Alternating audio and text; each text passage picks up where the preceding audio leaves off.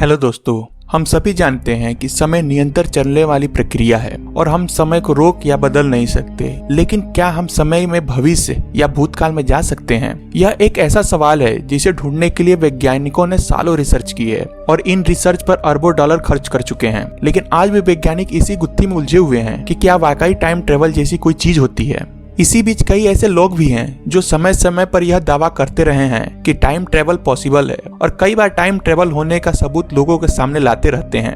Time travel का विषय इतना रोचक है, इसके ऊपर कई मूवी, टीवी शोज और किताबें भी लिखी जा चुकी हैं। समय समय पर कुछ एक्सपर्ट यह दावा करते रहे हैं कि वैज्ञानिकों ने टाइम ट्रेवल की गुत्थी को सुलझा लिया है, लेकिन यह वैज्ञानिक अपने रिसर्च के परिणामों को आम लोगों तक पहुंचने नहीं देना चाहते। कुछ लोगों ने तो यहाँ तक दावा किया है कि वे इन गुप्त रिसर्चों का हिस्सा रहे हैं और उन्होंने टाइम ट्रेवल को अनुभव भी किया है। आज हम इस वीडियो में ऐसे ही टाइम ट्रेवल के कुछ घटनाओं के बारे में बात करेंगे जिनमें ऐसा दावा किया गया है कि उन लोगों ने टाइम ट्रेवल को खुद एक्सपीरियंस किया है। कल्पना कीजिए कि आप अपने घर पर किसी सामान्य दिन की तरह अपने रोजमर्रा के कामों में लगे हुए हैं और आपके साथ कुछ ऐसा घटित हो जाए जिसे आप जिंदगी भर भूल ना सके। ऐसी ही एक घटना अकान नॉट क्रिस नाम के एक व्यक्ति के साथ घटी जब वह अपने घर में नल में आई हुई एक गड़बड़ी की जांच कर रहे थे।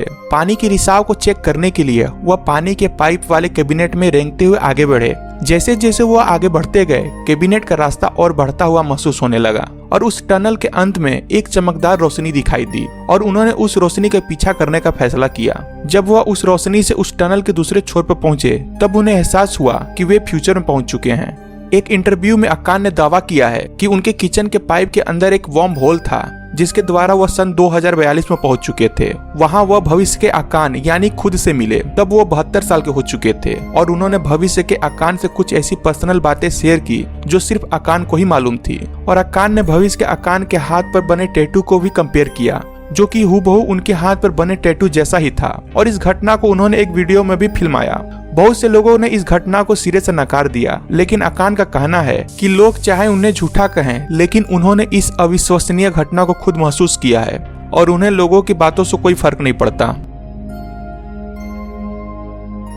यह घटना 1935 की है जब ब्रिटिश रॉयल एयर फोर्स के Air Marshal Sir Victor Goddard अपने ओपन कॉकपिट प्लेन में छुट्टियां मनाने स्कॉटलैंड से इंग्लैंड जा रहे थे। ड्रेम एयरफील्ड नाम के एक जगह से ऊपर से गुजरते वक्त उन्होंने देखा कि यह एयरफील्ड पूरी तरह उजाड़ जगह थी। रनवे के दोनों तरफ घास फूस और झाड़ियों का जमावड़ा था और कुछ मवेशी वहाँ खुला घूम रहे थे। प्लेन को पार्क करने वाली शेड की भी हालत एकदम खस्ता थी। कुछ दिन छुट्टियां बिताने के बाद सर विक्टर उसी रूट से वापस जा रहे थे, लेकिन रास्ते में उनका प्लेन एक भयंकर तूफान में फंस गया और घने बादलों के कारण उनका अपने प्लेन से नियंत्रण खोने लगा। जैसे ही उनका प्लेन ड्रेम एयरफील्ड के पास पहुंचा, तूफान एकदम से छट गया। लेकिन सर विक्टर के सामने जो नजारा था उसे देखकर वह भौचक्के रह गए, क्योंकि महज कुछ ही दिनों में ड्रेम एयरफील्ड का नजारा बिल्कुल बदल चुका था। ऐसा लग रहा था कि इस एयरफील्ड को बिल्कुल नया कर दिया गया है और रनवे बिल्कुल नया लग रहा था। प्लेन्स को रखे जाने वाली शेड भी एकदम नया लग रहा था। वहाँ 4 प्लेन खड़े थे जिन्हें पीले रंग से रंगा गया था, जिनमें से एक प्लेन मोनोप्लेन था जो कि 1935 में रॉयल एयर फोर्स के पास भी नहीं था। साथ ही साथ वहाँ कुछ लोग खड़े थे जिन्होंने नीले रंग की वर्दी पहन रखी थी। लेकिन अचंभे वाली बात यह थी कि 1935 में रॉयल एयर फोर्स के ऑफिसर की वर्दी के रंग भूरा हुआ करता था। सर विक्टर ने अपने जहाज को वहां लैंड नहीं किया क्योंकि यह जगह उन्हें रहस्यमयी लगी। कुछ दूर जाते ही एक बार फिर उनका जहाज तूफान में फंस गया और उससे कुछ ही देर बाद सब कुछ सामान्य हो गया। वापस स्कॉटलैंड पहुंचने के बाद सर विक्टर ने लोगों को इस घटना के बारे में बताया तो किसी को भी उनकी बातों पर विश्वास नहीं हुआ। लोगों ने कहा शायद सर विक्टर भटक गए थे और कहीं और पहुंच गए थे। सबसे चौंका देने वाली बात यह थी कि घटना के महज 4 साल बाद ही ड्रेम एयरफील्ड को फिर से रिनोवेट कर दिया गया। सभी प्लेन को अब पीला रंग में रंगा जाने लगा और सभी ऑफिसर की वर्दी अब नीले रंग की हो चुकी थी। यहाँ तक कि जिस मोनोप्लेन को उन्होंने 1935 में देखा था उसे अब रॉयल एयर फोर्स में शामिल किया जा चुका था। यह सिर्फ एक संयोग था या फिर सर विक्टर वाकई 1935 में टाइम ट्रेवल करके 1939 में पहुंच चुके थे, आज तक कोई नहीं जानता।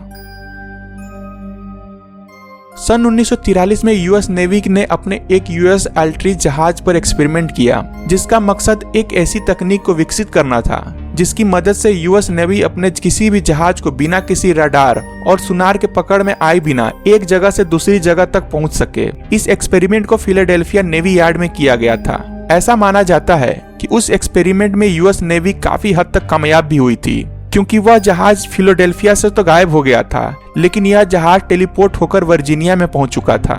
इस एक्सपेरिमेंट के परिणाम बहुत ही विध्वंसकारी थे, क्योंकि जहाज के कुछ क्रू मेंबर अपना मानसिक संतुलन खो चुके थे और कुछ जहाज के धातु में घुस गए थे। उन्हें देखकर ऐसा लग रहा था कि मानो यह लोग किसी पिघले हुए धातु में फंस चुके हैं, और कुछ लोग लापता तक हो गए थे, जिन्हें घटना के बाद कभी भी नहीं देखा गया। यूएस नेवी हमेशा से यह दावा करती आई है कि उन्होंने कभी भी ऐसा कोई एक्सपेरिमेंट नहीं किया है, लेकिन साथ ही बहुत से ऐसे लोग भी हैं जिनका कहना है कि उन्होंने इस एक्सपेरिमेंट को होते हुए अपनी आंखों से देखा था। सन 2004 में एंड्रू बासियागो नाम के एक व्यक्ति ने कुछ ऐसे रहस्य का खुलासा किया जिसे सुनकर लोग हैरान रह गए। उनका कहना था कि वह एक सीक्रेट टाइम ट्रेवल प्रोजेक्ट का हिस्सा रहे थे, जिसे यूएस गवर्नमेंट द्वारा संचालित किया जा रहा था, और इस सीक्रेट टाइम ट्रेवल प्रोजेक्ट का नाम था प्रोजेक्ट पेगासिस। बासियागो का कहना था कि जब वह 7 साल के थे तब 1968 से लेकर 1972 के बीच उन्हें कई बार समय में पीछे भेजा गया था। इस प्रोजेक्ट में कुछ और बच्चों को भी शामिल किया गया था, जिनके नामों का खुलासा बासियागो ने नहीं किया। बासियागो ने यह दावा भी किया है कि उन्हें 1863 के काल में भेजा गया था, जहां अब्राहम लिंकन अपनी स्पीच दे रहे थे। अपने बात को साबित करने के लिए उन्होंने इस घटना की एक फोटो भी दिखाई। एंड्रयू बासियागो को कई लाइट डिटेक्टर टेस्ट से भी गुजरना पड़ा, लेकिन इन टेस्ट की रिपोर्ट भी यह बताती है कि बासियागो सच बोल रहे थे। तो दोस्तों, इस वीडियो में इतना ही। अगर आपको हमारी वीडियो पसंद आई हो तो वीडियो को लाइक करिए, और इस चैनल पर नए हैं तो चैनल को सब्सक्राइब कर एपिक वाणी फैमिली का हिस्सा बने।